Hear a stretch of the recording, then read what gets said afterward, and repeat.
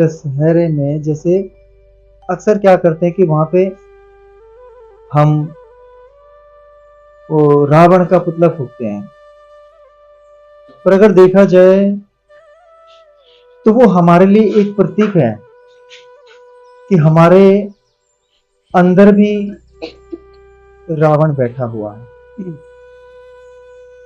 हमारे अंदर भी रावण बैठा हुआ है।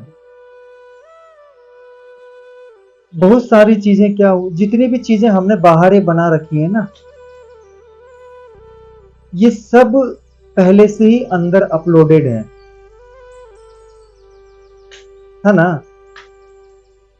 जैसे अभी जितनी भी चीजें आप इस फोन में देखेंगे तो इस फोन में ऑलरेडी सारी की सारी चीजें अपलोडेड है, तो भी हमें वो दिख रही हैं।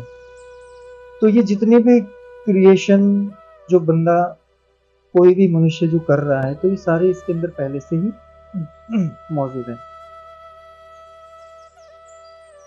क्योंकि परमात्मा का जो आत्म स्वरूप तत्व है वो इसमें मौजूद है, ठीक है। और वही पूरी सृष्टि का निर्माण करता है, तो इसका मतलब वो निर्माण करता आपके अंदर भी बैठ रखा है, समझे बात। लेकिन आप उसका यूज उतना ही कर पाओगे जितनी क्षमता आपको दी गई है। मान लो जैसे कि ये यहाँ पर लाइट आ रही है घरों में, तो घर में लाइट उतनी ही आ रही है जितनी घर को जरूरत है ना। अगर वायर्स में देखी जाए जो बाहर खंबे पे लगी हुई है, तो उसमें से कम 11,000 वोल्टेज आती है ना। तो क्या वो 11,000 वोल्टेज और डायरेक्ट हमारे घर में भेज देते हैं क्या? नहीं ना, उतना ही भेजते हैं कि जितना इस घर में यूज होना है। फिर घर में यूज होने से में जिस चीज के लिए जितनी रिक्वायरमेंट है, बल्ब के लिए इतने वोल्ट, पंखे के लिए इतने वोल्ट, मोबाइल के लिए इतना, तो हर जगह उतना ही जा रहा है ना, तो वो उतने के ही अनुसार कार्य कर रहा है। तो क्या अगर देखा जाए कि जितनी ऊर्जा फोन से मिल रही है या जितनी उसमें हमें दिख रही है, तो क्या उस लाइट को मैं उतना ही मानूं, उस इलेक्ट्रिसिटी को मैं उतना ही मानूं कि इतनी ही है, ये इससे ज्यादा नहीं है? नहीं, इसका जो केंद्र है वहां तो अथाह है ना, मतलब जो पूरे देश को रोशन कर रही है, तो पूरे विश्व को रोशन कर रही है, तो वहां तो अथाह है ना। इसलिए परमपिता परमेश्वर जो है ना वो अथाह है। हमारे में भी अगर आ रखा है तो हम भी एक सीमा तक ही इसका, हाँ, लेकिन देखो हमारे में कितनी क्षमता दे रखी है मनुष्य में कि तू मेरा साक्षात्कार कर सकता है, ठीक है।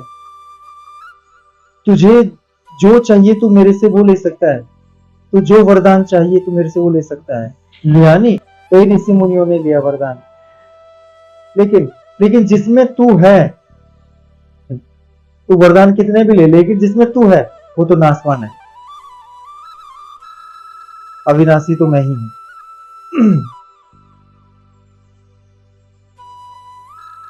ठीक है। जिसमें व्यक्ति है वो तो नासवान, जिसमें हम मतलब ये परमात्मा की जो स्वरूप आत्मा है, अंश आत्मा, ये तो नासवान ही है ना। अभी तक चाहे वो स्वयं यहाँ पर प्रकट हुए हो, वो भी गए कि नहीं गए, छोड़ के गए ना गए। तो इसीलिए अब अगर कोई वरदान हम ले भी लेते हैं परमात्मा से, तो वो वरदान हमारा क्या होगा? घमंड। क्योंकि कोई भी चीज मिल जाना वो व्यक्ति के लिए क्या बन जाती है? एक घमंड बन जाती है, ठीक है। और इसी घमंड के कारण रावण का भी नाश हुए। अब वही जो रावण बाहर हम देख रहे हैं, वही रावण हमारे अंदर बैठा हुआ है। ठीक है, हमारे मन में, हमारे दिमाग में, और उसी के कारण हम चलते हैं। देखा जाए तो एक दिन में हमारे जहन में आते हैं 60,000 विचार, जिसमें से 90% जो होते हैं वो नकारात्मक विचार होते हैं। मतलब लगा लो 54,000 विचार जो हमारे हैं वो नकारात्मक है 60,000 में।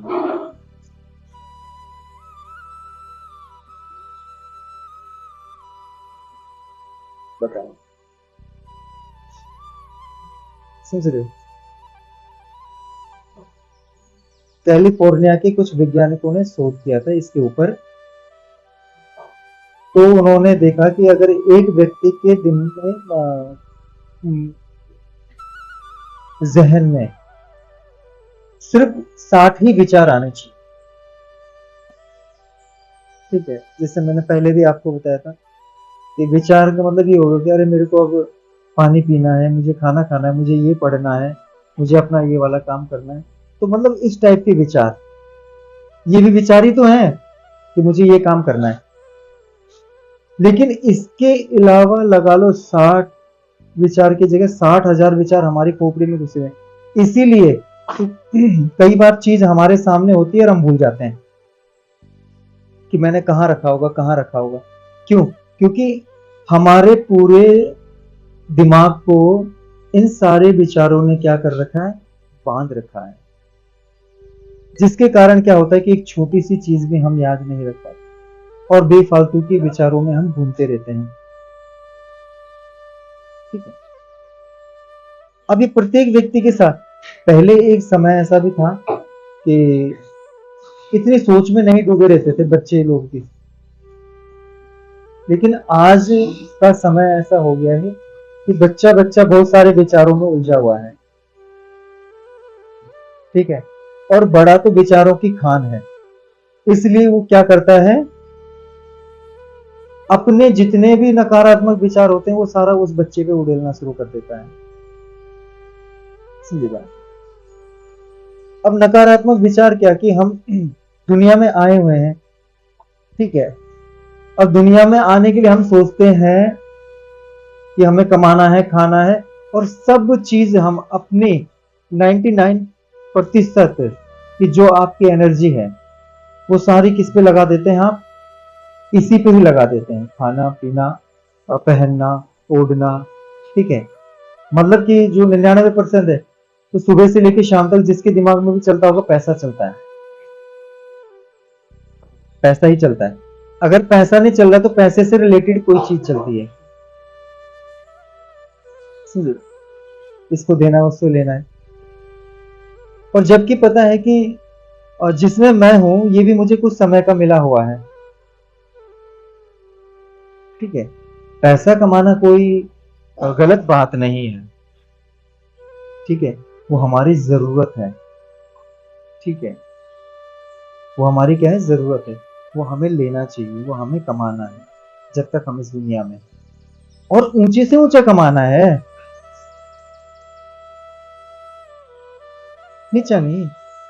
क्योंकि जो नीचे तल पे है जब वो कमाएंगे तो सारी नीची हरकतें करेंगे, और अगर हम ऊंचा उठ रहे हैं, ऊंचे उठने की कतार में हम हैं, पंक्ति में हैं, सदगुरु की कृपा बन रही है, धीरे धीरे लगे हुए हैं, तो हम कैसे हाथ में हाथ रख के बैठ जाएं कि हम नहीं कमाएंगे?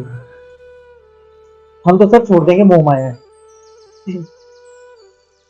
अबे हम अगर कमाएंगे तो कई बेसहारा लोगों का सहारा बनेंगे, कई अच्छी चीजें दुनिया में करेंगे।